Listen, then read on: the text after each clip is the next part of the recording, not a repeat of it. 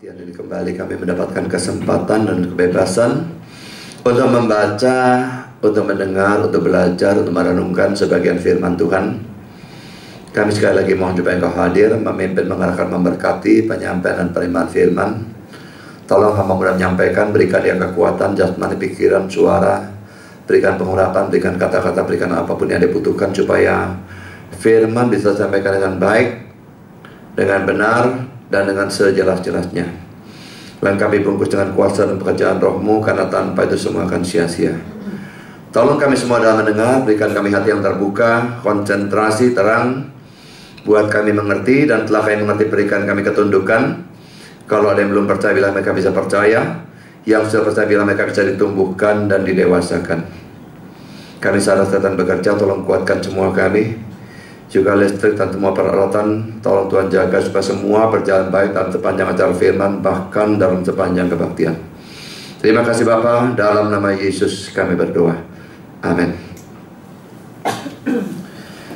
Sudah kita melanjutkan seri Injil Lukas. Lukas pasal 6 ayat 43 sampai dengan ayat yang ke-45. Karena tidak ada pohon yang baik yang menghasilkan buah yang tidak baik, dan juga tidak ada pohon yang tidak baik yang menghasilkan buah yang baik. Sebab setiap pohon dikenal pada buahnya. Karena dari semak duri orang tidak memetik buah ara, dan dari duri-duri tidak memetik buah anggur. Orang yang baik mengeluarkan barang yang baik dari perbendaharaan hatinya yang baik, dan orang yang jahat mengeluarkan barang yang jahat dari perbendaharaannya yang jahat. Karena yang diucapkan mulutnya meluap dari hatinya. Saudara, peringatan untuk waspada terhadap nabi-nabi palsu. Ini dari mana saudara? Kok bisa tahu-tahu nabi palsu dalam ayatnya ini? Tidak ada sama sekali saudara. Karena saya menghubungkan dengan bagian paralelnya saudara ya. Jadi hal yang pertama, bagian ini sebetulnya berhubungan dengan peringatan Yesus tentang nabi-nabi palsu. Dan bisa kita lihat kalau kita melihat bagian paralelnya dalam Injil Matius. Dalam Injil Matius bagian tentang buah baik, buah tidak baik itu ada dalam Matius 7, 16, 18. Dan itu didahului oleh Matius 7 ayat 15 yang bunyinya, waspadalah terhadap nabi-nabi palsu yang datang kepadamu dengan menyamar seperti domba, tetapi sesungguhnya mereka adalah serigala yang buas. Saya perhatikan ya, Yesuslah yang memberikan peringatan untuk waspada terhadap nabi-nabi palsu. Ini perlu diperhatikan oleh golongan yang alergi terhadap pengkhotbah yang bicara tentang nabi-nabi palsu atau ajaran-ajaran sesat. Mungkin saya salah satu yang paling sering bicara tentang nabi palsu dan aliran sesat dan gereja sesat. Karena itu yang paling banyak menuai kritikan ya saya juga. Yang dikatakan menghakimi lah, yang apalah, yang macam-macam lah. Omongan-omongan bodoh itu sebanyak-banyaknya. Saudara, kalau Yesus seandainya dia tuh hidup dan mengajar di dunia ini pada zaman sekarang, golongan yang alergi itu pasti juga akan alergi terhadap Yesusnya sendiri. Karena dia yang menyuruh kita waspada. Dan kalau saya membahas tentang ajaran sesat dan sebagainya, itu adalah perwujudan dari kewaspadaan itu. Kok bisa malah dikecam, itu lelucon bagi saya. Tapi saudara, begitu butanya manusia ini kebanyakan ya. Bahkan yang katanya sebagai orang Kristen begitu butanya sampai melakukan hal yang benar itu justru dikecam. Tapi tidak perlu peduli saudara ya. Kalau saudara mengecam yang sesat, lalu ada orang mengecam saudara, kalau saya tidak gubris. Nah, tidak tak besok balik sama saya ya, mundur dalam keadaan seperti itu salah sama sekali. Tidak pernah boleh mundur. Sekarang saudara, poin kedua, nabi-nabi palsu itu berbahaya. Poin adalah bahwa mereka berbahaya itu terlihat dari beberapa hal. Yang pertama, kata waspadalah. Kalau memang tidak bahaya, ada apa Yesus berkata waspadalah terhadap nabi-nabi palsu? Waspadalah itu peringatan bahwa mereka bahaya, maka suruh waspada. Kalau memang tidak bahaya, tidak ada kata waspada saudara. Jadi ada kata waspada, jelas peringatan mereka memang berbahaya. Jangan sepelekan saja. Banyak orang sepelekan, tidak apa-apa lah nabi palsu, ada podo orang, tidak apa-apa. Kalau tidak bahaya, Yesus tidak berkata waspada. Calvin berkata demikian, Kata-kata ini dimaksudkan untuk mengajar bahwa gereja akan terbuka terhadap bermacam-macam penipuan, dan bahwa banyak orang ada dalam bahaya untuk jatuh dari iman atau kepercayaan jika mereka tidak berjaga-jaga dengan hati-hati. Kita tahu betapa kuatnya kecenderungan manusia pada kepalsuan, sehingga mereka bukan hanya mempunyai keinginan alamiah untuk ditipu, tapi juga setiap individu kelihatannya berbakat atau mempunyai banyak akal dalam menipu dirinya sendiri. Kata-kata bagian akhir itu kelihatannya kayaknya banyolan ya, tapi tidak, saudara. Begitu cenderungnya manusia kepada keburukan, kepada dosa. Secara alamiah kita lahir dalam dosa, condong pada dosa. Sehingga Calvin sampai mengatakan kalimat yang terakhir itu, saudara, bukan hanya mempunyai keinginan alamiah untuk ditipu. Kita ini dari lahir punya keinginan alamiah untuk ditipu. Kita mungkin tidak sadar, bukan mungkin, pasti tidak sadar. Kita merasa kita benar, tapi secara alamiah kita punya keinginan untuk ditipu. Tapi ditambah lagi, juga setiap individu kelihatannya berbakat atau mempunyai banyak akal dalam menipu diri sendiri. Itu jeleknya kita dalam hal rohani. Boleh kita pintar luar biasa dalam hal sekuler. Saudara, kepintaran sekuler, IQ tinggi dalam sekuler, tidak ada urusannya dengan pintar juga dalam dunia rohani. Tidak ada urusannya belas. Kecuali saudara, kalau saudara sudah percaya Kristus, betul-betul percaya, maka kepintaran sekuler ini, IQ tinggi ini, mungkin membantu saudara, sangat membantu dalam belajar dan sebagainya. Misalnya seperti Calvin, John Owen dan sebagainya, orang yang luar biasa pintar. Maka pada waktu dari Kristen, wah, kepintaran mereka betul-betul berguna sekali.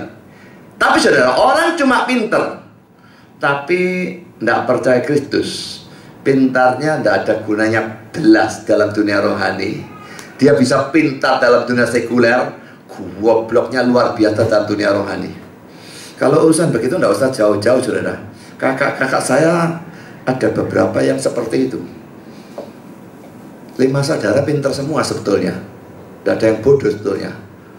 Tapi kalau saya dibandingkan mereka, kalau urusan sekolah saya kalah. Tapi begitu urusan sekuler, saya heran, kok bisa ya pintarnya seperti ini jadi bodohnya setengah mati ya. Kakak saya yang keempat itu sudah saya ceritakan ya, semi jenius itu orang tuh. Waktu dia lulus SMA, dia juara 1. Biasanya juara 1 dengan juara 2 itu beda 1-2 nilai. Ini juara 1 dengan juara 2, ninggal 16 dan 17 nilai. Jauh sekali. Pintarnya bukan main. Tapi saudara, waktu dia punya anak pertama, dan anak itu meninggal pada usia 18 bulan. Dia dan suaminya sama-sama karismatik. Mereka berdoa sepanjang malam, dan mereka yakin Tuhan akan bangkitkan kembali. Saya tidak bisa mikir ini gimana tuh. Apakah saya tidak percaya Tuhan bisa bangkitkan? Bisa. Tapi apakah kalau mati kita harus berdoa seperti itu? Kecuali mendapatkan satu petunjuk yang luar biasa dari Tuhan. Saya tidak akan mendoakan orang mati coba dibangkitkan. Sakit keras saya doakan, mati tidak. Apa bedanya, saudara? Tuhan bisa sembuhkan yang sakit, Tuhan bisa bangkitkan yang mati kan? Kenapa kalau sakit keras didoakan, kalau mati kok enggak? Kalau saya sudah, karena satu alasan dalam Ibrani 9:27, manusia ditetapkan untuk mati hanya satu kali saja, dan setelah itu diakhiri. Mati serahkan Tuhan.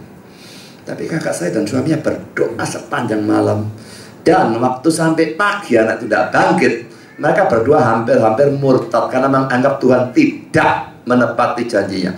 Loh, kapan Tuhannya janji? Apakah karena dia membangkitkan Lazarus itu berarti dia berjanji akan membangkitkan seadanya orang yang mati? Loh, kalau kayak gitu tidak ada orang mati, saudara. Dan cilaka juga, kita tidak pergi ke sorga loh. Mati kait mau pergi sorga di tengah jalan, bangkit tuh lagi, balik lagi dunia. Nah, saya dibangkitkan tak pisu sih bangkit no. Sudah pergi ke sorga enak-enak dan dipanggil balik, gak lucu lah. Tapi saudara, ini kekonyolannya ya. Orang pintar secara sekuler dalam hal rohani bisa sekali bodohnya luar biasa, sangat-sangat bisa. Mari kita lihat kata-kata Calvin selanjutnya. Karena itu ia memperingatkan murid-muridnya bahwa jika mereka ingin bertekun, mereka harus mempersiapkan diri mereka sendiri untuk menghindari jerat-jerat dari setan. Supaya kita bisa terus-menerus menjadi muridnya sampai akhir. Tidak cukup bahwa kita sekedar tunduk dan mengizinkan diri kita sendiri untuk diperintah atau dikuasai oleh firman-Nya. Iman kita yang terus-menerus diserang oleh setan harus dipersiapkan untuk menolak atau menahan. Saudara, penyesatan itu banyaknya luar biasa, saudara ya. Masuklah dalam Facebook, kita melihat buah. Penyesatan sak warat dari segala macam jurusan. Baik dari agama lain yang nyerang, dari sekte-sekte kayak Saksi Yehova, belum lagi yang seperti gereja ortodoks, lalu orang-orang dalam kalangan Kristen yang percaya keselamatan karena perbuatan baik, yang satu lagi percaya keselamatan karena iman dan baptisan. Wah, banyak-banyaknya. Dan ngotot seakan-akan kita yang sesat. Nah, saudara mau belajar firman banyak untuk bisa menahan hal-hal itu. Saudara sama dengan menyerahkan leher saudara untuk dijerat. Waspadalah. Berarti banyak berdoa, banyak belajar firman, rajin dan tekun belajar firman, supaya jangan sampai kita disesatkan. Kedua, saudara, yang menunjukkan nabi palsu berbahaya adalah bahwa mereka disebut dengan sebutan serigala. Nabi-nabi palsu menyusup seperti serigala yang pakai bulu domba atau berpakaian kulit domba, gitu ya. Serigala itu jelas merupakan binatang yang berbahaya bagi seekor domba. Saudara, domba itu betul-betul binatang yang tidak bisa apa-apa. Betul-betul tidak berdaya, biarpun dia bisa gede ya dia ya. Gede loh domba, apalagi di negara-negara sana gede. Saya lihat, wih, domba gede. Tapi saya pernah melihat film, betul-betul film. Domba itu ngadepi semacam burung, apa itu ya, kayak burung nuri gitu ya. Burung betet gitu ya. Kecil burungnya. Burungnya naik ke pantatnya sang domba. Dicokoti dombanya gak bisa apa-apa tuh. Gelas gak bisa. Burungnya cuma segini. Luka semua, bokongnya luka semua, gak karu-karuan, gak bisa apa-apa. Begitu gak berdayanya. Ngadepi serigala. Andai kata nabi palsu digambarkan kelinci gitu ya, gak masalah, saudara ya. Tapi Yesus gambarkan sebagai serigala. Waspada, serigala. Jelas, saudara, nabi palsu itu berbahaya. Tapi saudara, repotnya nabi palsu itu muncul dalam bentuk orang yang kadang-kadang penampilannya itu menyenangkan, kadang-kadang tuh karakternya itu baik, lemah lembut, halus, penuh kasih dan sebagainya. Lalu pakai pakaian pendeta, punya gelar PhD dan sebagainya, punya kedudukan sebagai pendeta, penginjil atau apapun. Tapi Yesus sudah bilang serigalanya pakai pakaian domba kok. Jangan heran dengan hal-hal itu. Dan jangan jadikan itu sebagai suatu dasar. Oh, ini pasti pendeta sungguhan. Sama sekali tidak ada jaminan apapun dalam hal seperti itu, saudara. Kalau poin B, saudara, di mana letak bahayanya? Pertama, saudara, mereka menyamar sebagai domba. Itu dalam Matius 7:15 ya. NASB dan NIV menerjemahkan come to you in sheep's clothing. Datang kepadamu dalam pakaian domba. Jadi saudara, serigala itu datang kepada domba, pakai pakaian atau kulitnya domba dipakai. Mereka cuma kulitnya, luarnya saja Kristen, dalamnya tidak. Serigala biasa, kalau dia datang sebagai serigala sudah berbahaya. Tapi serigala yang menyamar sebagai domba jelas-jelas jauh lebih berbahaya lagi. Musuh dalam selimut selalu paling membahayakan. Karuan, saudara, dia datang dalam bentuk seorang ateis atau seorang agama lain yang anti Kristen, karuan seperti itu. Datang dalam bentuk pendeta, datang dalam bentuk seorang Kristen, ini betul-betul luar biasa membahayakan. Martin Lloyd Jones berkata demikian, ada tipe-tipe kehidupan yang bisa meniru kekristenan yang benar secara sangat mirip. Saya kira Yudas Iskariot termasuk itu ya. Tidak ada yang tahu dia Kristen KTP sampai titik terakhir. Dan jelas bahwa mereka ini adalah orang-orang yang paling berbahaya. terlihat dengan makin lama makin jelas bahwa musuh-musuh terbesar dari iman Kristen yang benar bukanlah mereka yang berada di dunia luar yang secara agresif menganiaya kekristenan atau secara menyolok mengabaikan ajarannya, tetapi mereka yang mempunyai kekristenan yang palsu. Yang paling membahayakan bukan itu. Yang paling membahayakan orang Kristen KTP, kalau mau tingkat lebih tinggi, yang nabi palsu. Kristen KTP kalau dia tidak ngajar, dia tidak terlalu membahayakan. Tapi pada waktu dia ngajar, ini jadi lain ceritanya. Ya. Hal yang kedua, saudara, mereka disebut sebagai nabi-nabi palsu dalam Matius 7:15. Jadi saudara, serigala-serigala bukan menyamar jadi orang-orang Kristen awam ya, jemaat, tidak ya. Tapi sebagai nabi. Dan 2 poin saudara. Pertama, nabi adalah orang yang aktif dan mempunyai kedudukan yang tinggi. Jadi saudara, mereka nyamar jadi orang yang aktif dalam gereja. Mereka punya kedudukan tinggi dan penting, bisa majelis, bisa pengurus komisi, bisa guru sekolah minggu, tentu saja bisa pendeta dan sebagainya, ketua sinode, dosen teologi, dan rektor dan sebagainya. Yudas rasul, saudara, kedudukan tertinggi dalam gereja di bawahnya Yesus ya. Rasul tertinggi sudah. Bisa nyamar sampai sana. Jadi tidak ada golongan apapun ya yang aman dari penyusupan nabi-nabi palsu. Mulai anak sekolah minggu sampai rasul bisa disusupi.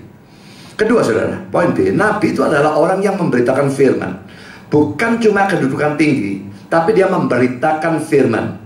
Saudara, kalau cuma kedudukan tinggi, itu sudah bisa bahaya ya. Bayangkan seperti ketua sinode kacau ya.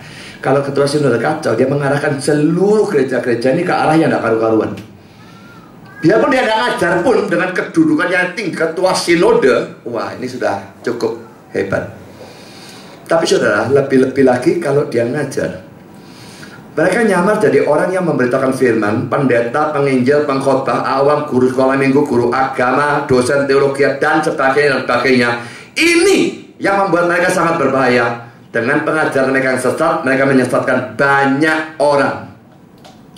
Saudara, saya kadang-kadang menjumpai nabi palsu yang ngajarnya itu sangat tidak enak. Kelenteng, ngelemer gitu ya. Pokoknya saudara dengar dia cepat tidurnya. Nah, yang seperti itu bagi saya tidak terlalu membahayakan. Toh gak banyak orang mau dengar dia. Ya tetap bisa potensial menyesatkan tentu, tapi tidak banyak.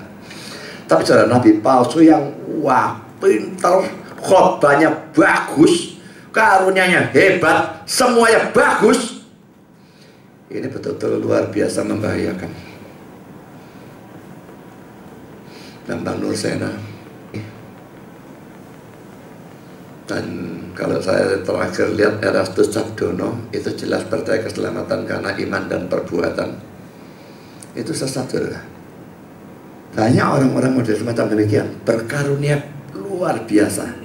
Pada waktu dulu saya datang si Bambang Nursena, tantang terang-terangan, ayo debat sama aku. Saya tidak tujuan gegeran sama dia. Bagi saya sayang sekali orang ini, waduh orang pintarnya bukan main saudara. Dia bicara dalam bahasa Ibrani, Yunani, Aram, dan Arab. Fasih bukan main. Ayat-ayat hafal dalam 4 bahasa. Saya pikir dia jauh lebih pintar dari saya. Tapi kalau saya tidak berani debat sama dia, lalu yang menghadapi dia siapa? Tak datangi ayat debat. Bukan tuh gegeran. Tapi saya pikir kalau dia bisa diarahkan ke dalam kelurusan, dipertobatkan dari kesesatan, dia sesuatu yang luar biasa berguna untuk Tuhan. Sayangnya orang ini tegar tengkuk, tidak bisa dibegitukan, ya sudah mau diapakan. Ditantang debat, ngajak debat orang, gendeng debat dewe orang. Tidak mau saya. Anak buahnya sudah debat, anak buahnya fair, ngaku kalah. Nanti Pak Bambang akan melanjutkan. Sampai sekarang tak tunggu Bambangnya akan muncul-muncul. Ngomong tok saudara. Tapi saudara, karunianya luar biasa. Ngomong bahasa ini, bahasa itu, bisa nyanyi. Saya nggak bisa nyanyi. Dia nyanyi, tengah-tengah khotbah nyanyi. Itu menarik, sudah mendengar khotbah yang menarik. Memang sudah kadang-kadang saudara juga dengar dia bisa merasa kayak bedes kopong. Karena bentar ngomong bahasa Ibrani, bentar ngomong bahasa Arab, gak ditranslate laginya. Ngerti dari mana? Saya mengerti karena saya tahu ayatnya, lalu hafal ayatnya. Gak ngerti betulnya dia ngomong apa betulnya. Tapi ngerti ayat, oh ayatnya yang diomong ini, maka saya tahu kira-kira dia ngomong apa.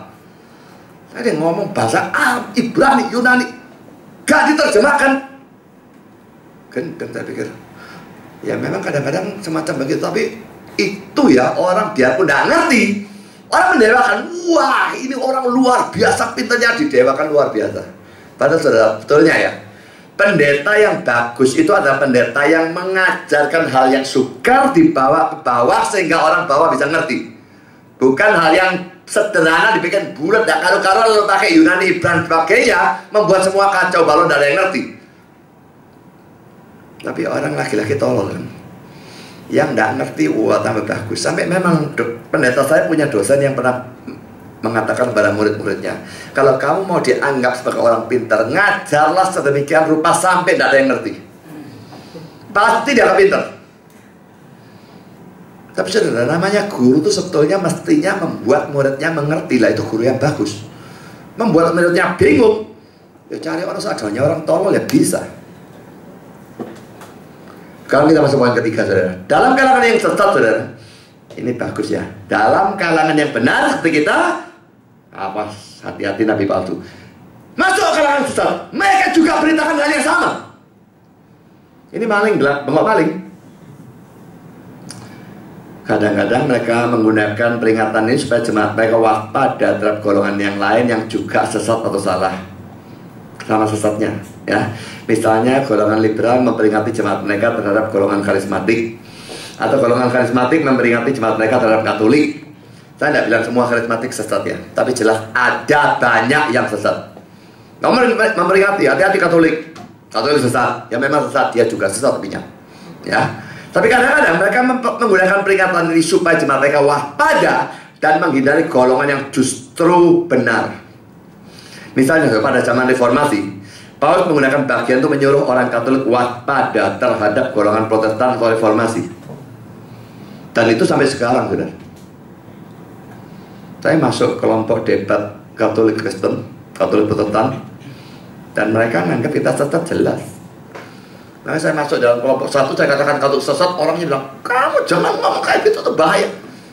Kamu tuh goblok tuh, pikirmu Katolik jangan kita sesat, tak kasih kutipan blok, tak banyak-banyak tak kasih dong. Pikirmu mereka maki kita sesat, lalu saya tidak boleh maki mereka sesat. Dalam kalangan Betani misalnya ya, diajarkan bahwa orang yang mengajarkan bahwa bahasa roh tidak bisa diminta, itu nabi palsu. Berarti saya ini nabi palsu, saudara. Ya, saya tidak percaya bahasa roh bisa diminta. Mereka bilang kalau ada orang ngajar bahasa roh tidak bisa diminta, itu nabi palsu.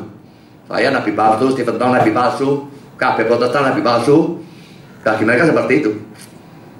Jadi saudara, ini maling teriak maling. Jadi kalau saudara mendengar seorang pendeta memperingati jemaatnya dalam suatu golongan yang sesat, jangan terlalu cepat menganggap dia tidak sesat. Jangan terlalu cepat menganggap dia bukan nabi palsu.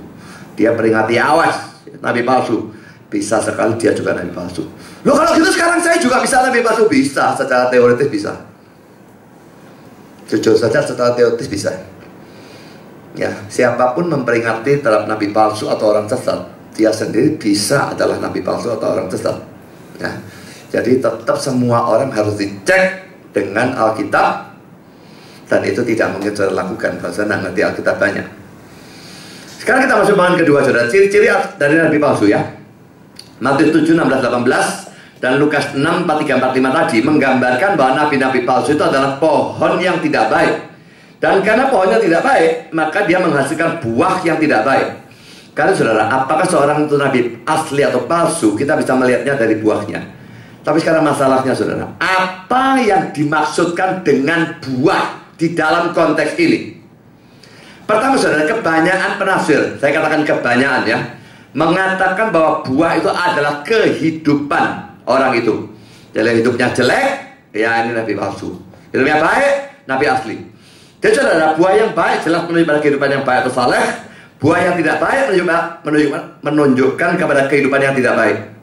Nah, kalau kita membandingkan Matius 7 ayat 16-20 atau Lukas 6, 43, 45 dengan Matius 3 8 sampai 10, Matius 12 ayat 24, lalu ayat 33 sampai 37.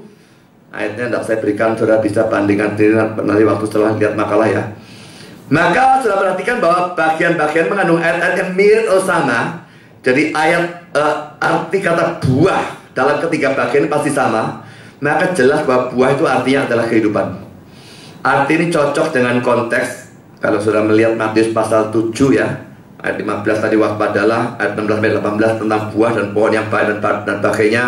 Lalu ayat 21-23 menunjukkan kehidupan yang jahat dan nabi palsu. Dan artinya juga didukung oleh bagian-bagian Alkitab yang lain yang menunjukkan bahwa nabi-nabi palsu punya kehidupan yang tidak baik. Seperti mengejar keuntungan. Ini ada dalam Yeremia 8 ayat 10, Titus 1 ayat 11, 2 Petrus 2 ayat 3. Bersikap baik terhadap orang yang menguntungkan, Mikha 3 ayat 5 dan sebagainya. Tidak baiknya nabi palsu juga bisa kelihatan dari kata-katanya. Ini terlihat dari ayat 45. Orang yang baik mengeluarkan barang yang baik dari perbendaharaan hatinya yang baik, dan orang yang jahat mengeluarkan barang yang jahat dari perbendaharaan yang jahat, karena yang diucapkan mulutnya meluap dari hatinya. Ayat ini menunjukkan bahwa dari kata-kata yang tidak baik terlihat hati yang tidak baik. Kata-kata yang tidak baik ini tidak harus diartikan sebagai kata-kata kotor, cabul, makian, dusta dan sebagainya. Untuk itu perhatikan kata-kata William Barclay di bawah ini ya. Dia berkata demikian. Tidak ada yang menunjukkan keadaan hati manusia dengan begitu baik seperti kata-kata yang ia ucapkan pada waktu ia tidak mempertimbangkan kata-katanya dengan teliti, pada waktu ia berbicara secara bebas dan mengatakan hal pertama yang timbul pada pikirannya. Jika engkau menanyakan arah pada ke suatu tempat tertentu, satu orang akan memberitahumu bahwa itu dekat dengan sebuah gereja tertentu. Yang lain memberitahumu bahwa itu dekat dengan sebuah bioskop tertentu. Yang lain memberitahumu bahwa itu dekat dengan lapangan sepak bola tertentu. Yang lain memberitahumu bahwa itu dekat dengan suatu bangunan umum tertentu. Kata-kata dari jawaban terhadap pertanyaan sembarangan sering menunjukkan kemana pikiran-pikiran orang-orang itu mengarah secara alamiah, dan di mana letaknya kesenangan-kesenangan hatinya. Saudara, kata sering ini berarti tidak dimutlakan ya. Jadi saya berpendapat kata-kata Barclay ini bagus, ada benarnya, tapi tentu saja mau dimutlakan tidak mungkin. Saya tanya sesuatu tempat di mana orang yang senang belanja ngomong, oh deketnya mall itu. Orang yang senang pijat, oh deketnya panti pijat itu. Nah, orangnya senang melacur, oh dekatnya kompleks pelacuran itu. Ini sudah kelihatan, sudah ini kecenderungan alamiahnya dari mana. Ya, ini sangat memungkinkan hal-hal seperti itu. Ya, oh dekatnya bar itu.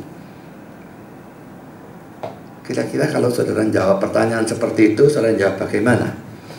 Ya, tapi memang jelas ya, ini tidak bisa dimutlakan. Kalau orangnya tidak terlalu tahu-taunya memang cuma itu, jadi dia jawab itu. Bukan karena mengarah ke sana pikirannya, tapi dia tahunya cuma itu, bisa saja. Tapi saudara, pengetesan nabi palsu melalui kehidupannya ini ya, ini sukar kalau tidak bisa dikatakan hampir mustahil untuk dilakukan. Jadi kalau mau diartikan buah itu adalah kehidupan, lalu kita mengetes nabi palsu dari kehidupannya, ini bukan sukar, hampir mustahil menurut saya. Mengapa?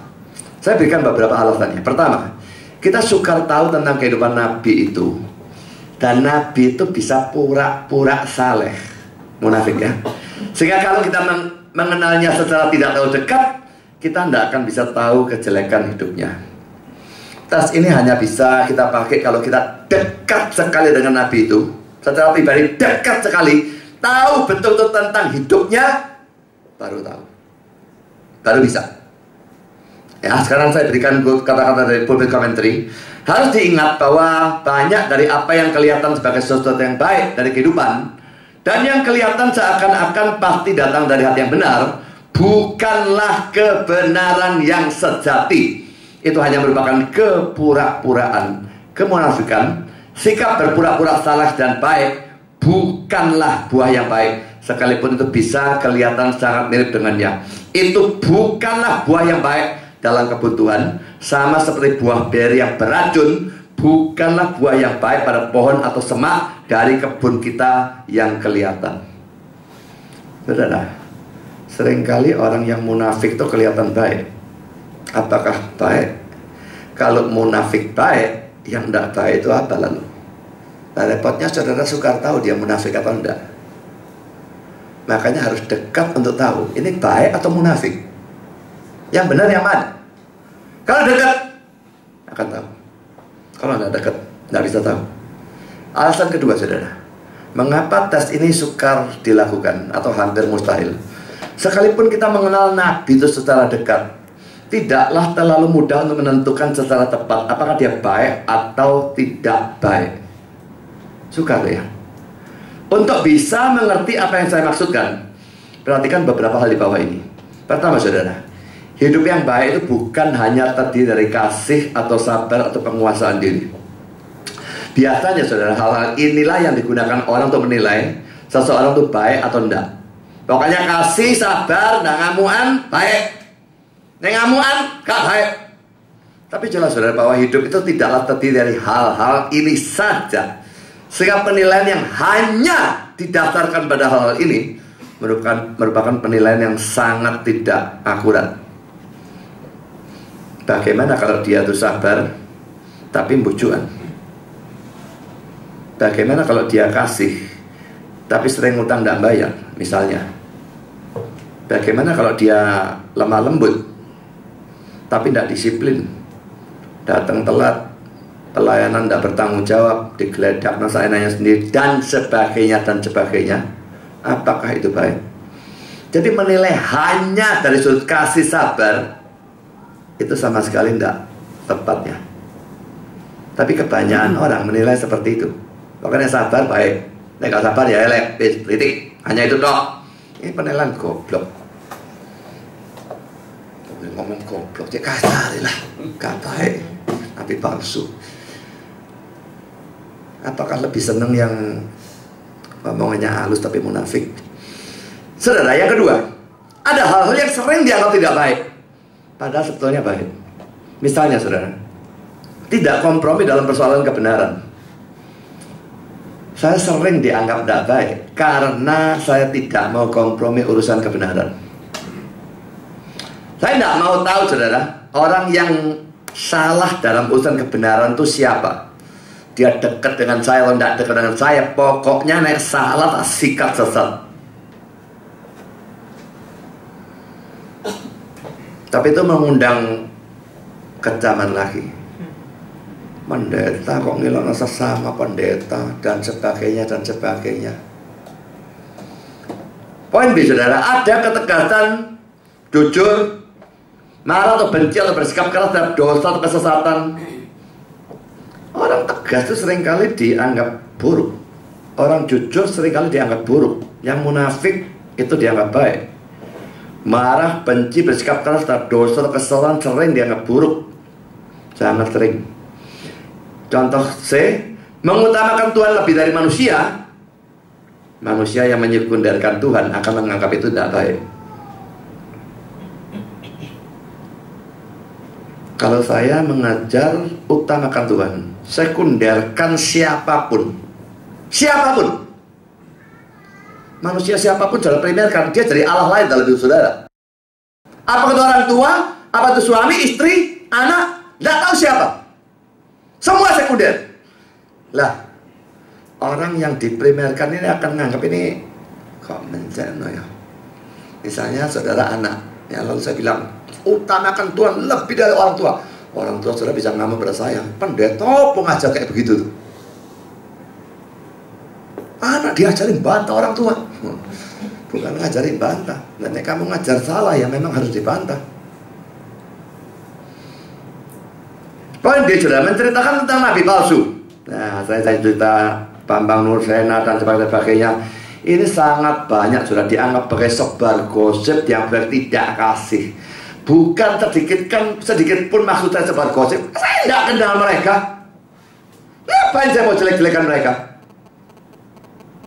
Tapi saya mengatakan mereka jelek karena mereka memang jelek, dan terutama supaya saudara tidak tersesat oleh kesesatan mereka. Itu tujuan saya. Tapi lihat saudara, berapa banyak pendeta berani ngomong seperti itu. Mereka sungkan, mereka tidak berani, mereka takut. Tapi seharusnya justru ngomong. Karena poin ketiga, mengapa suka? Hampir mustahil. Ada hal-hal yang kelihatan baik padahal jelek. Ini kebalikannya tadi ya. Dari tadi itu ada hal-hal yang sering dianggap tidak baik tapi betulnya baik. Tapi ini ada kebalikannya. Ada hal yang kelihatannya baik padahal tidak baik, jelek. Saya berikan contoh saudara. Poin A, mengatakan kita tidak tahu orang kafir yang mati pergi kemana. Karena kita tidak mau tahu. Wah, ini kelihatannya rendah hati ya. Tunggu akhir zaman Tuhan yang menghakimi, jangan kita yang menghakimi lah. Kita tidak mau tahu kok. Orang kafir mati kemana, tidak punya Kristus mati kemana, tidak usah ngomong lah, tidak tahu lah kita. Siapa tahu Tuhan yang Maha Kasih, dia punya kebijaksanaan sendiri dan sebagainya. Ini kelihatannya rendah hati, ini kelihatannya tidak menghakimi. Tapi saudara, ini sama dengan mengatakan Yohanes 14 ayat 6 itu salah. Yesus itu dusta waktu mengatakan, akulah jalan kebenaran dan hidup, tidak seorang pun sampai kepada Bapa kecuali dengan aku.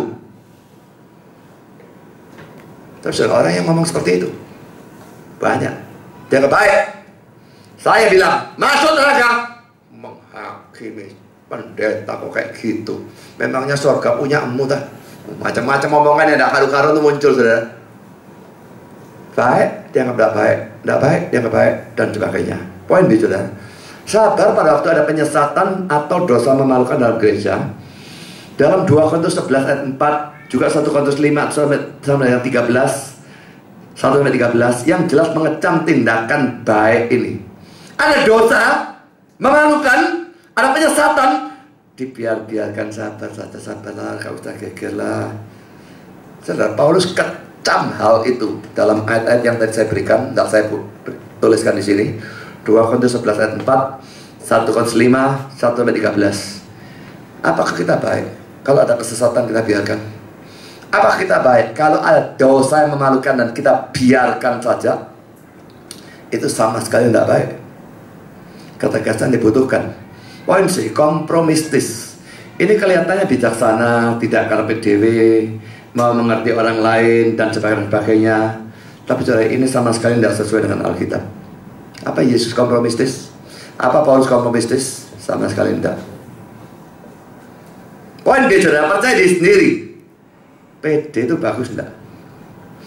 Banyak orang kecam, orang minder itu jelek. Oh iya jelas. Tapi apakah secara otomatis berlaku kalau minder itu jelek berarti PD itu bagus? Saudara, PD jelas dikecam oleh Alkitab ya. Yakobus pasal 4 ayat 13-17. Orang yang mau pergi ke kota Anu, berdagang, setahun dapat untung dan sebagainya, Tuhan kecam. Kenapa? Bukan perencanaannya, bukan dagangnya yang salah. PD-nya loh, kok tahu 3 tahun dapat untung, tapi kok tahu hidupmu besok masih hidup apa enggak tahu kok. Bisa tahu ini tahu itu. PD-nya yang dikecam. Tuhan mengecam orang yang PD, mengutuk orang percaya diri sendiri. Tuh, lalu gimana? Minta tidak boleh, PD tidak boleh. Memang dua-dua tidak boleh. Lalu apa? Percaya kepada Tuhan, bukan kepada dirinya sendiri.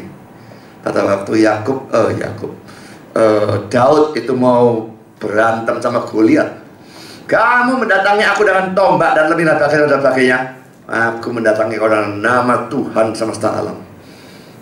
Apa dia bersandar pada ketepilnya itu atau pengumbarnya itu? Dia bawa. Dan dia memang memikir, bukan ngawur. Saudara pikir, ini kalau dukur yang sana hampir 3 meter saudara. Coba bayangkan saudara berantem sama orang tingginya 3 meter. Mau gayung gimana? Saudara, tinju kelas berat yang sekarang ini sama Klitschko itu ya. Kalau saya lihat mainnya buruk, kaku sekali. Tapi gedenya nemen, tidak kalah-kalah dia. Sukar kalahkan dia. Gede sekali. Jangkauannya panjang. Dia padahal bandingkan Goliat 2 meter 90 tingginya. Rekor dunia manusia saudara 2 meter 72. Robert Pershing Wedlow 2 meter 72 saudara. Mendekati 9 kaki. Tapi Goliat di atasnya dia 2,90 meter. Lah Daud pinter. Kalau pakai pedang tangting mati aku. Pedang di sana lebih dawa, lembing di sana lebih dawa, tangan lebih dawa. Dia pakai senjata jarak jauh. Gedenya tinggi ya Goliat, gak ada gunanya soalnya dia pakai pengumban jarak 50 meter bisa. Tapi tetap, apakah dia bersandar senjatanya? Apa dia bersandar kemampuannya mengumban? Enggak. Aku datang dalam nama Tuhan semesta alam. Bukan PT. Percaya Tuhan. Yakin karena percaya Tuhan, bukan karena percaya diri sendiri. Tapi saudara, percaya diri sendiri banyak dipuji, tidak bagus saudara. Kalau saya suruh milih antara PD dan minder, saya milih PD. Tapi tetap ini salah juga. Yang paling benar, yakin karena percaya kepada Tuhan. Itu saudara, dari 3 hal di atas terlihat jelas ya. Untuk bisa meninjau secara benar kehidupan seorang itu benar atau tidak, saudara harus mengerti banyak tentang Alkitab. Kalau saudara mengerti banyak tentang Alkitab, saudara bisa meninjau secara benar, sehingga bisa saudara nabi asli, saudara anggap sebagai nabi palsu, dan sebaliknya. Kalau saudara belajar Alkitab itu mutlak, tidak bisa tidak. Tanpa banyak belajar Alkitab, kata-kata Yehuwas pada nabi palsu tidak bisa saudara praktekkan. Kalau saudara akhirnya tersesat, jangan salahkan siapapun kecuali diri saudara sendiri. Poin C saudara, yang nambah problem lagi saudara, semua nabi asli juga adalah manusia berdosa. Jadi pada waktu kita mau mengecek seseorang dari hidupnya apakah dia nabi asli atau palsu, pertama sudah sukar ngomong baik apa enggak, itu sukar baik, bisa ngomong jelek katakan baik. Lalu nabi asli ini juga adalah manusia berdosa. Bisa jatuh dalam dosa yang hebat? Oh, bisa sekali. Daud itu nabi asli atau enggak? Dia berzina, dan perzinaannya berlangsung kira-kira setahun ya. Dia membunuh Uria dengan tipu daya yang brengseknya luar biasa. Padahal Uria ini orang yang setia luar biasa, saudara. Tentara yang sangat bagus. Suruh maju perang di garis depan, sedang ramai perang, tarik mundur semua. Ini pembunuhan, saudara. Jelas pembunuhan berencana. Buruknya luar biasa, kejahatan yang luar biasa. Dia nabi palsu? Enggak. Dia nabi asli. Lah kok brengsek begini? Ini kok buah busuk? Memang sebetulnya saudara, nabi palsu maupun asli tetap adalah manusia berdosa. Tapi tetap ada bedanya. Nabi asli punya keinginan untuk taat, punya kesungguhan untuk taat. Bisa gagal. Tapi keinginannya ada. Nabi palsu omong dok, dia tidak ingin. Tapi saudara, bagaimana saudara membedakan yang ini ingin, yang itu tidak ingin? Tidak bisa lagi saudara. Jadi saudara, mengatakan bahwa mau melihat nabi asli atau palsu dari hidupnya, itu kan sudah saya katakan sukar dan hampir mustahil. Karena poin kedua, Calvin menolak bahwa buah menunjuk pada kehidupan. Jadi saya katakan mayoritas penafsir buah itu kehidupan. Calvin tidak percaya itu. Buah tidak menunjuk pada kehidupan dengan alasan bahwa kemunafikan nabi-nabi palsu itu bisa menyembunyikan kehidupannya yang tidak baik. Dan dia mengatakan bahwa buah menunjuk pada ajaran. Dan dia menggunakan Lukas 6 ayat 45 sebagai dasar pandangannya. Ini ayat yang sedang kita bahas ya. Orang yang baik mengeluarkan barang yang baik dari perbenaran hati yang baik, dan orang yang jahat mengeluarkan barang yang jahat dari perbenaran yang jahat, karena yang diucapkan mulutnya meluap dari hatinya. Nah, Calvin menganggap bahwa kata-kata yang diucapkan mulutnya itu menunjuk pada ajaran dari orang itu. Dan Calvin lalu berkata ini, orang-orang percaya harus memeriksa secara teliti jenis doktrin apa yang diajarkan oleh mereka yang mengaku sebagai pelayan Allah. Gelar-gelar katanya tidak ada artinya sampai pembicara itu memberikan bukti yang benar bahwa ia diutus oleh Allah. Saudara, gelar itu tidak ada artinya saudara. Orangnya punya kedudukan bagus, gerejanya besar, jemaatnya banyak, disanjung banyak orang, tidak jamin apapun. penafsiran bahwa buah menunjuk pada ajaran didukung oleh ayat-ayat Alkitab yang menunjukkan bahwa nabi-nabi palsu mengajarkan ajaran yang sesat. Ulangan 13 ayat 1-3, 2 Petrus 2 ayat 1, Galatia 1 ayat 6-9, Titus 1 ayat 11, 1 Yohanes 4 1-3, 2 Yohanes 7-11. Saudara, ciri-ciri ajaran nabi palsu ya. Hati-hati ya, nabi palsu itu tidak harus mengatakan ajaran yang kelihatan menyolok sebagai sesat. Misalnya Yesus bukan Tuhan, Tritunggal itu salah gitu ya. Bukan seperti itu saudara. Bisa seperti itu, tidak harus tapinya. Bisa lebih halus ya. Lebih halus ini yang makin bahaya ya. Pertama saudara, ini yang sangat banyak ya. Nabi palsu ini ajarannya membuang hal-hal yang benar, yang penting dari ajarannya. Bukan dengan hadirnya hal-hal yang negatif, tapi dengan absennya hal-hal yang positif dan penting. Misalnya, dia tidak pernah nginjil. Ajarannya benar semua, tidak ada yang salah. Ngajar kasih masa salah, ngajar jujur masa salah, ngajar orang tua masa salah, ngajar rajin dan ada benar semua. Tapi tidak pernah dia mengatakan saudara orang berdosa gitu datang dalam dunia mati dan sekali salib, saya percaya dia, saya selamat, saya percaya dia, saya masuk neraka. Dia tidak pernah mengajarkan demikian. Injil itu inti dari ajaran Alkitab, dasar terbawah dalam ajaran Alkitab. Kalau itu dibuang, yang lain sebagus apapun dia nabi palsu. Martin Lloyd Jones berkata demikian, ini merupakan pengajaran yang kepalsuannya harus dideteksi oleh apa yang tidak diajarkan daripada oleh apa yang diajarkan. Entah bagaimana kita mempercayai gagasan bahwa kesalahan hanyalah sesuatu yang sangat salah, dan kita kelihatannya tidak mengerti bahwa orang-orang yang paling berbahaya dari semua adalah orang yang tidak menekankan hal-hal yang benar. Tidak menekankan saja sudah salah, apalagi tidak ngajar belas. Sudah ada dua hal yang harus diperhatikan dari kutipan di atas ini ya. Pertama, jangan bayangkan bahwa ajaran sesat itu merupakan ajaran yang sangat salah. Dalam arti ajaran itu mengajarkan saudara, bunuhlah sesamamu, perkosalah seadanya sesamamu ya. Tirulah itu yang video mesum yang di SMP, SMP Oppo itu yang sekarang sedang rame itulah. Jualan narkoba dan sebagainya. Praktekkanlah poligami. Enggak.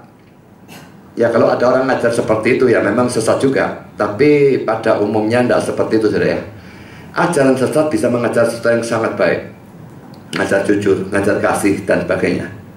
Kedua, seringkali seorang nabi palsu terlihat kesesatannya bukan dari apa yang dia ajarkan, tapi dari apa yang tidak diajarkan. Dan ini adalah tipe kesesatan yang paling sukar dideteksi. Karena saya tidak bisa dengar dia satu kali, dengar terus-menerus. Loh, kalau dia dengar dia satu kali, dia tidak nginjil. Loh ya, masa mesti tiap minggu nginjil? Tentu tidak. 2 kali tidak nginjil, tidak apa-apa. Tapi setahun saya dengar terus tiap minggu dan dia tidak pernah nginjil dalam setahun, curigailah dia nabi palsu saudara. Nah 3 tahun tidak pernah nginjil, setahun tidak pernah nginjil, bagi saya sudah pasti. Tak usah 3 tahun. 3 tahun tidak pernah nginjil, belas. Saya tidak percaya dia hamba Tuhan. Dia nabi palsu. Dia tidak memberitakan Injil. Ya, Martin Lloyd Jones berkata demikian. Menyembunyikan kebenaran merupakan sesuatu yang sama patut dicela dan dikecam atau dikutuknya, seperti memberitakan sesuatu yang sama sekali sesat. Saudara, yang dimaksud menyembunyikan kebenaran di sini adalah menyembunyikannya untuk seterusnya ya. Kadang-kadang saudara, saya menyembunyikan kebenaran untuk sementara waktu. Karena apa? Saya lihat orang ini belum waktunya dengar. Orang baru jadi Kristen, Pak, ajarno kitab Wahyu. Kitab Wahyu Matius gorong iso minta Wahyu gendeng ta yo apa? Orang-orang Islam sering tanya doktrin Tritunggal. Loh, kamu gimana? Orang Kristen punya Roh Kudus ajarin Tritunggal ngeluh kok. Loh, ini enggak punya Roh Kudus mau belajar Tritunggal. Injil. Playgroup dulu. Kepingin sudah langsung pelajarannya tingkat PhD. Nggak bisa. Lah, saya sembunyikan bukan seterusnya. Nek kamu maju tak ajar. Tapi kalau kamu belum maju, belum wayane. Guru yang baik kah saudara? Guru playgroup Anak baru masuk si gedul-gedul gini, diajari integral diferensial, dia ada waras, sudah gendeng.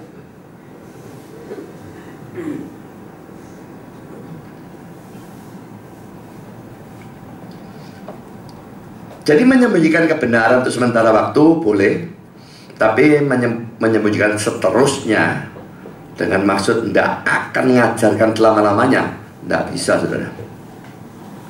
Dalam kalangan liberal, saudara, Injil dibuang dan hanya ditekankan ajaran moral dan etika. Liberal, saya tidak tahu lagi kerja mana. Tapi bahayanya orang-orang liberal ini karena orang-orang yang kalangan Injil seperti GKA, GKT itu kurang menjaga mimbar. Akhirnya pengkhotbah-pengkhotbah mereka yang dari liberal itu masuk juga ke mimbar-mimbar. Mungkin mereka menyesuaikan diri dan sebagainya. Tetap yang masuk sebetulnya adalah orang-orang yang liberal.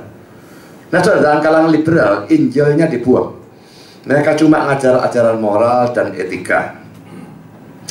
Di GKI Solo itu ada satu penginjil perempuan, mungkin sekarang dia pendeta, saya lupa namanya dia siapa. Dia lulusan saat kan Alkitabiah, ya dinilai Alkitabiah ya, Injili gitu ya. Tapi waktu ada gempa bumi di Jogja, ambruk dan sebagainya itu, dia khotbah di GKRI Exodus pada waktu saya sudah keluar. Dan dia berkata, gerejanya dia pergi ke Jogja, bagikan makanan dan sebagainya, pulang. Tidak perlu memberitakan Injil, kita bantu saja. Ini yang disebut social gospel. Injilnya berupa bantuan sosial. Yang dibantu senang. Lapar dikasih makan, tidak punya duit kasih duit, tidak punya pakaian kasih pakaian, dan sebagainya. Senang. Tapi mereka tidak mendengar Injil. Pada waktu mereka mati, mereka tidak percaya Kristus dan mereka masuk neraka. Gara-gara Injil yang tidak diberitakan.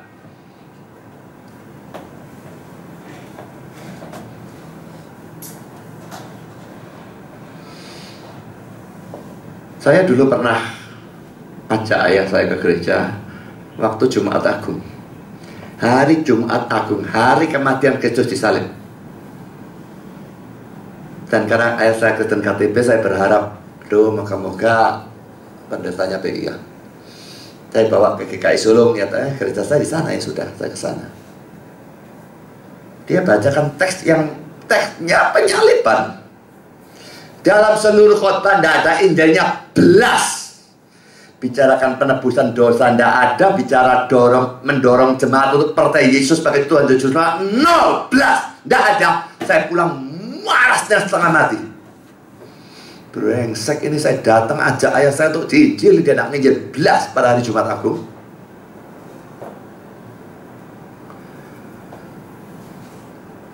Ada yang jarang bicara tentang Yesus, ada yang banyak bicara tentang Yesus tapi bicara yang sesat. Banyak. Mari lanjut lagi. Nabi palsu yang berbicara tentang Yesus, ia bahkan senang berbicara tentang salib dan kematian Yesus. Tapi pertanyaan yang sangat penting adalah, apa pandangannya tentang kematian itu? Apa pandangannya tentang salib? Apakah ia menyadari bahwa Kristus mati pada kayu salib karena itu merupakan satu-satunya jalan untuk membuat penebusan dan pendamaian untuk dosa? Apakah ia percaya bahwa Kristus disalib di sana sebagai pengganti untuk kita, bahwa ia sedang memikul di dalam tubuhnya di kayu salib kesalahannya dan hukuman dari kesalahan dan dosanya?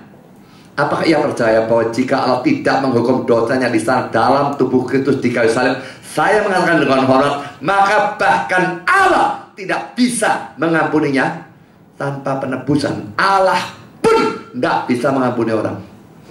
Apakah ia percaya bahwa hanya dengan mengajukan anaknya sendiri sebagai pendamaian untuk dosa-dosa kita pada kayu salib lah, maka Allah bisa benar dan juga membenarkan orang yang percaya pada Yesus? Roma 3:25-26. Semata-mata berbicara tentang Kristus dan salib tidaklah cukup.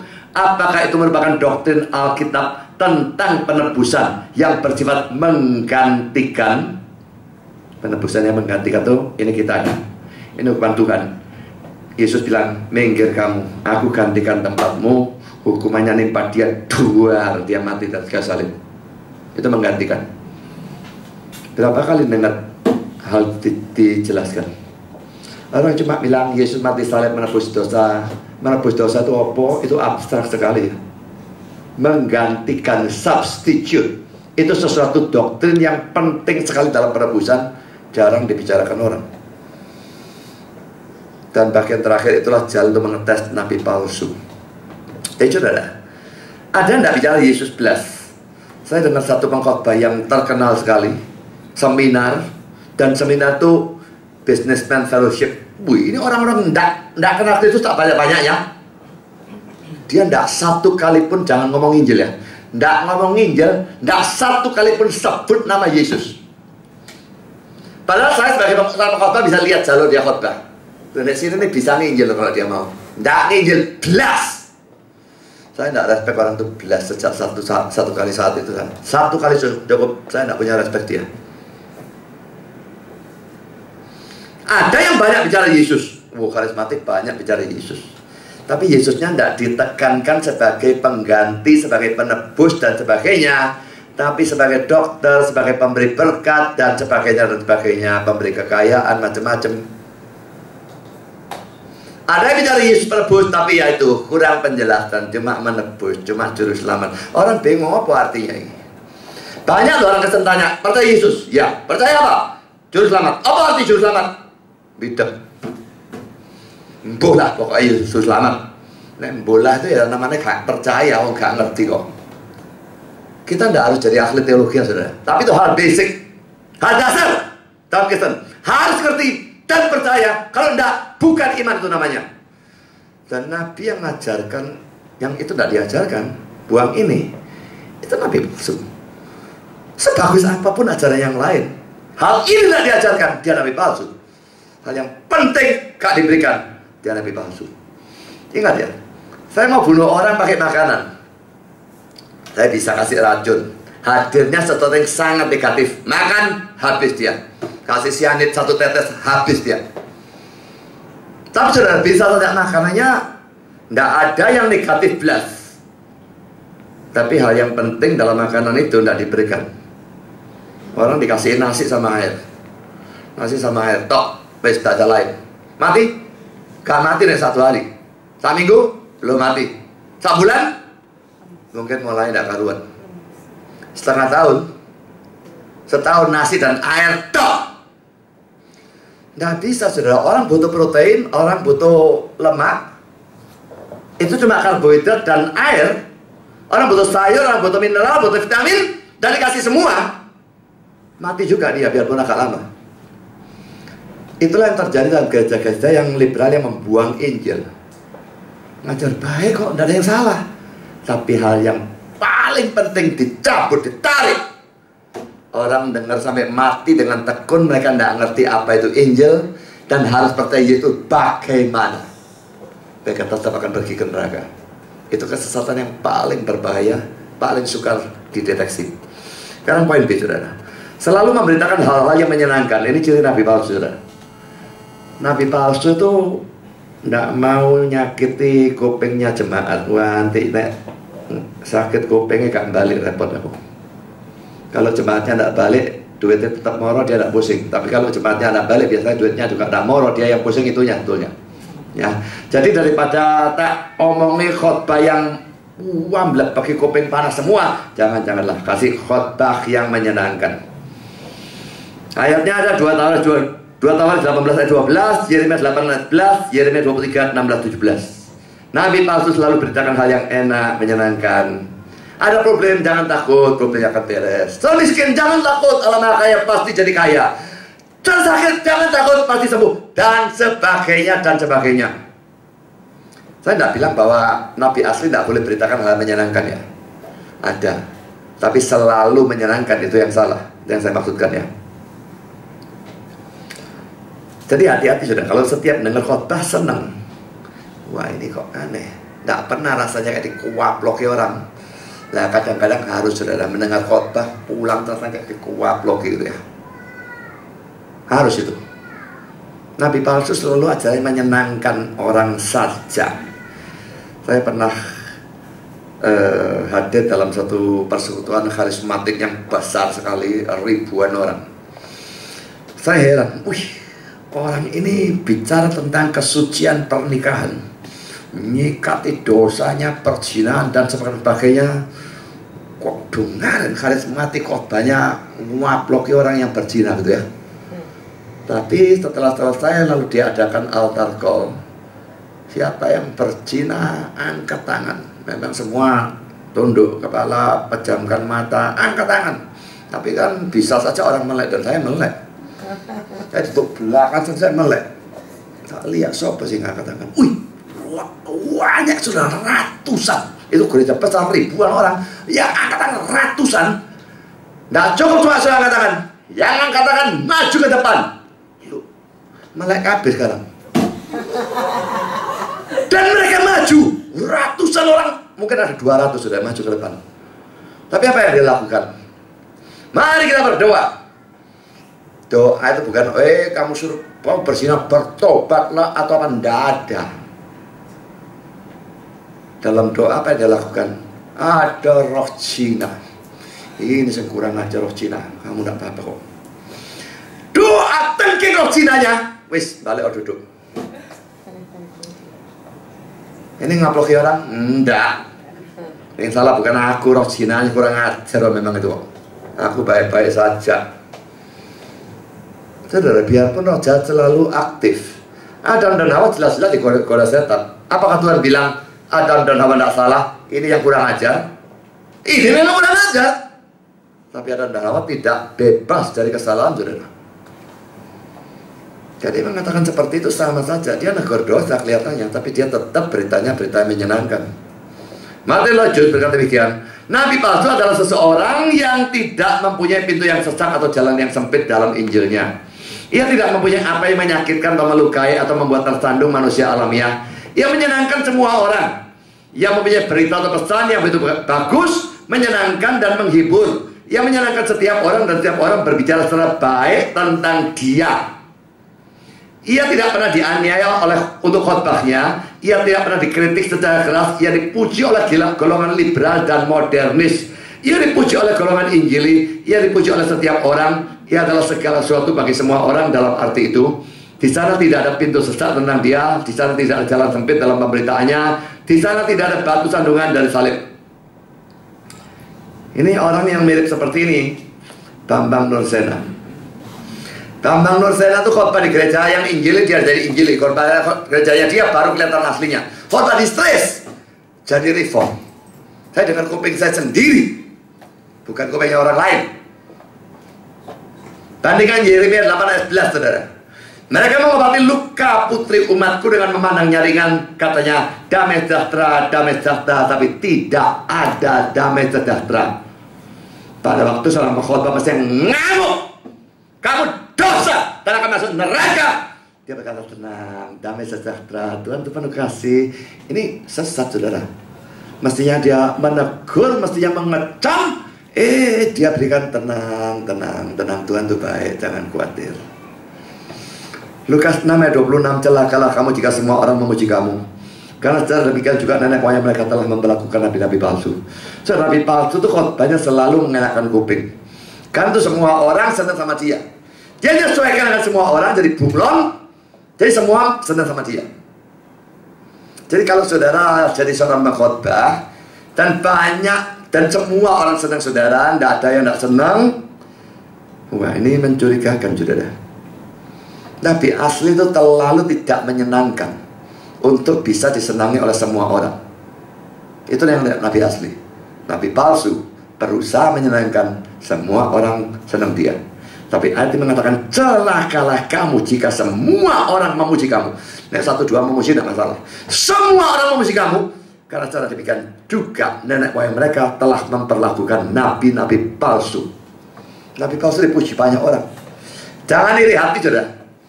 Nabi palsu dipuji banyak orang, biarlah. Kita dikecam banyak orang, biarlah. Yang penting Tuhan muji atau ngecam, itu aja ya. Mari lanjut lagi. Nabi palsu selalu merupakan seorang pengkhotbah yang sangat menyenangkan atau menghibur atau menenangkan. Pada saat kau mendengarkannya, ia selalu memberimu kesan bahwa tidak ada yang terlalu salah. Terlalu salah tidak ada salah sedikit-sedikit ya. Tentu saja ia mengakui bahwa ada sedikit kesalahan. Ia tidak begitu bodoh untuk mengatakan bahwa sama sekali tidak ada yang salah. Tetapi ia mengatakan bahwa semua baik-baik dan akan baik-baik. Ini cara dibenarkan Nabi palsu ya. Lagi kata-kata Martirus, Nabi palsu sangat jarang memberitahumu apapun tentang kekudusan, kebenaran, keadilan, dan kemurkaan Allah.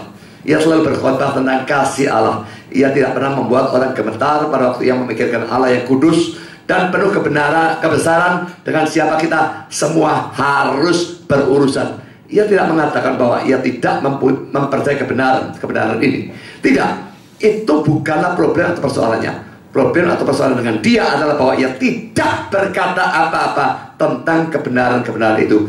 Ia hanya tidak menyebutkannya sama sekali. Jadi saudara, apakah dia khotbah tentang neraka? Wah, itu terlalu tidak menyenangkan, tidak mau dia. Khotbah tentang penghakiman akhir zaman, oh itu terlalu tidak menyenangkan, tidak mau dia. Berkat terus. Sakit disembuhkan, miskin jadi kaya, sakit jadi sembuh, dosa diampuni. Wah, berkat semua enak sekali dengan kuping. Dia tidak mau khotbah yang beritanya menakutkan, menyakitkan, apalagi kasih berita yang menyenangkan saja, menghibur terus. Yang ketiga, Lloyd Jones menggabungkan kedua pandangan tersebut. Jadi saudara, pertama tadi kebanyakan penafsir ya, buah itu kehidupan. Calvin lain sendiri, buah itu pengajaran. Karena saudara, Lloyd Jones menggabungkan kedua pandangan tersebut. Jadi menurut dia, buah menunjuk baik pada kehidupan maupun pada ajaran. Tiga pandangan. Sukar mengatakan yang benar yang mana. Tapi mungkin sekali digabungkan bisa. Ya, saya tidak berani memastikan, tapi bisa digabungkan. Karena poin yang ketiga saudara, cara menghadapi nabi palsu atau ajaran sesat. Pertama, doa. Saudara, doa merupakan hal yang penting dalam menghadapi penyesatan atau nabi-nabi palsu.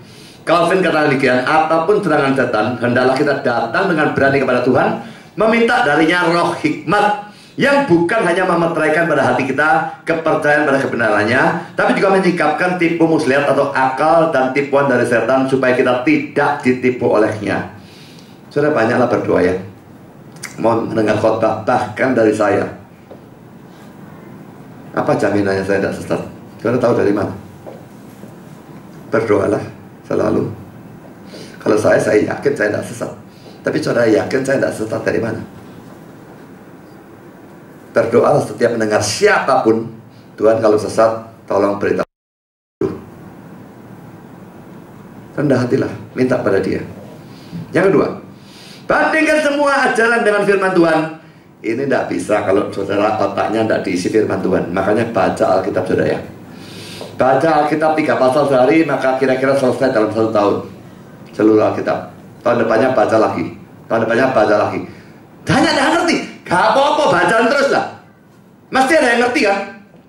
Ya tidak ngerti sudah lewatkan, nanti kalau bisa tanya orang. Yang ngerti simpan. Pada waktu orang khotbah, lu kok gak cocok? Tanya sama dia.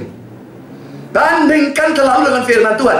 Nah, otak saudara kosong firman, tidak bisa saudara mendeteksi ajaran sesat atau tidak. Tidak mungkin belas.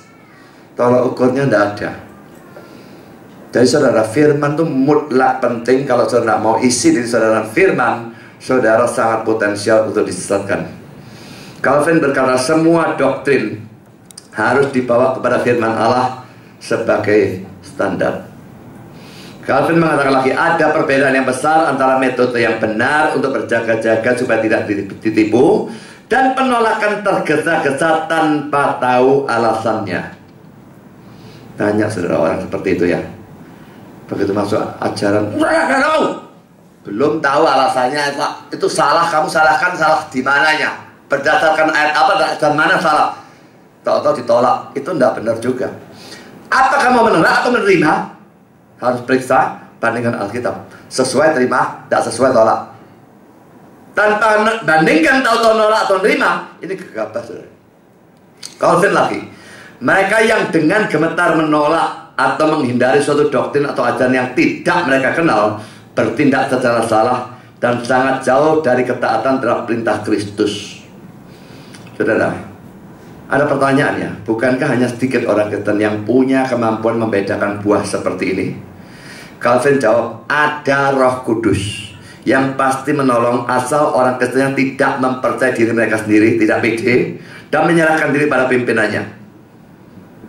Jadi saudara, memang di satu sisi kita belajar, itu tanggung jawab kita. Tapi hanya belajar toh, tidak ada pimpinan Roh Kudus, harus minta juga pimpinan Roh Kudus. Dua ini mutlak penting. Doa setiap mendengar ajaran, tapi pada saat yang sama rajin belajar. Dan pada waktu belajar juga dari Tuhan, jangan sampai aku salah, pimpin aku, jelekkan mataku, berikan aku terang, dan sebagainya. Calvin lagi mengatakan demikian, tidak ada orang yang bisa ditipu oleh nabi-nabi palsu kecuali ia sengaja atau secara sukarela menjadi buta. Kalau orang memang mau membutakan dirinya sendiri, ya itulah mau diapakan. Hal yang lain saudara, untuk menghindarkan dari ajaran sesat atau nabi palsu adalah penggunaan pengakuan iman atau credo. Di sini justru tidak digunakan memang. Saya cuma khawatir khotbahnya sudah panjang berat, lalu doanya juga panjang dan ditambahi credo lagi, kebaktian di tempat ini jadi terlalu berat, makanya credonya tak buang. Memang tidak ada keharusan pakai credo saudara ya. Tapi penggunaan pengakuan iman itu kalau pakai 12 pengakuan iman rasuli, bagi saya ya, menurut saya hampir tidak ada gunanya. Jadi dulu di GKI Exodus saya menggunakan 4 pengakuan iman selain 12 pengakuan iman rasuli. Sebenarnya mau saya buang karena ini terlalu simple, terlalu sederhana, tidak ada gunanya. Tapi orang-orang tetap minta, ya sudahlah, saya kasih 1 minggu. Minggu kedua pakai pengakuan iman Nicea Konstantinopel, minggu ketiga pakai Athanasius, minggu keempat pakai Chalcedon. Yang 3 ini betul-betul wah, hebat-hebat ya. Dan kalau kita ucapkan dari minggu ke minggu, lama-lama kalimatnya mantap dalam otak kita, itu akan mencegah kita dari penyesatan. Misalnya ya, dalam pengakuan iman Athanasius ada kata-kata yang kurang lebih seperti ini. Bapa adalah Allah, Anak adalah Allah, Roh Kudus adalah Allah. Tetapi kita tidak mempunyai 3 Allah, tetapi 1 Allah. Bapa adalah Tuhan, Anak adalah Tuhan, Roh Kudus adalah Tuhan. Tapi kita tidak mempunyai 3 Tuhan, tetapi 1 Tuhan. Nah ini kalau kata-kata itu nancap di otak. Ada waktu orang Islam misalnya nyerang, kamu punya 3 Allah. Kita ingat, Bapa Allah, Anak Allah, Roh Kudus Allah. Tapi tidak ada 3 Allah, hanya 1 Allah. Jadi saudara, ini penting sebetulnya. Pengakuan iman itu meringkas dan memformulakan doktrin-doktrin penting dalam Alkitab, dan dibaca setiap minggu dengan harapan doktrin-doktrin yang sudah diringkas dan diformulakan itu menjadi tertanam dalam hati pikiran kita. Waktu kita menerima suatu ajaran berbeda, begitu lain, tahu ini sesat, tidak beres. Tapi tentu tidak boleh menggunakan seadanya atau sembarangan pengakuan iman. Dan pengakuan iman itu sendiri berada di bawah otoritas Alkitab dan harus dicek dengan Alkitab. Beberapa pengakuan iman yang bisa digunakan, pengakuan iman rasuli ya, lalu pengakuan iman Nicea Konstantinopel plus Toledo.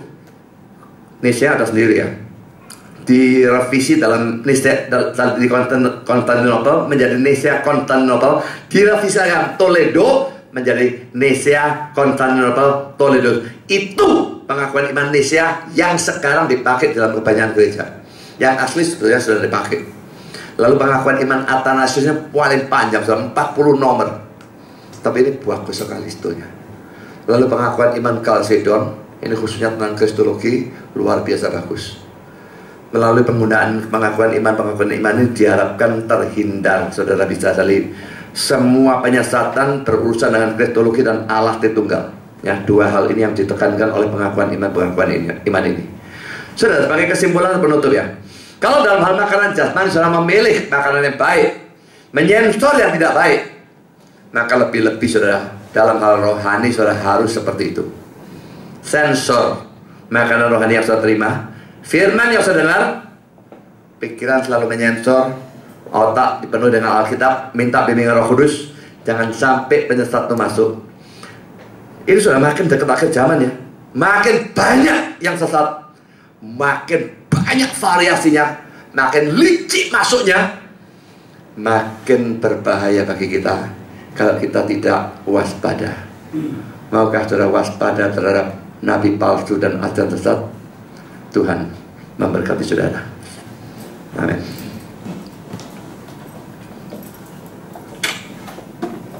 Mari kita berdoa. Bapa di surga, terima kasih Kau sudah pimpin serta berkati dalam sepanjang acara firman. Kami sudah diberi peringatan untuk waspada terhadap nabi palsu. Dan untuk bisa waspada kami harus banyak belajar firman dan bersandar dan minta pimpinan Roh Kudus, minta pencerahan. Tolong Tuhan, supaya kami rajin dan tekun di dalam hal-hal itu. Dan bimbing arahkan setiap kami untuk mendapatkan kebenaran yang betul-betul benar. Dan kalau ada pemikiran, pengertian, atau ajaran, atau kepercayaan yang salah, apalagi sesat dalam diri kami, tolong Tuhan supaya itu bisa disingkirkan, dinyatakan, dibuang, digantikan dengan yang benar. Tolong semua kami maju dalam pengertian yang benar tentang firman-Mu. Dan dengan itu kami bisa menghindarkan segala bentuk penyesatan. Terima kasih Bapa, dalam nama Yesus kami berdoa. Amin.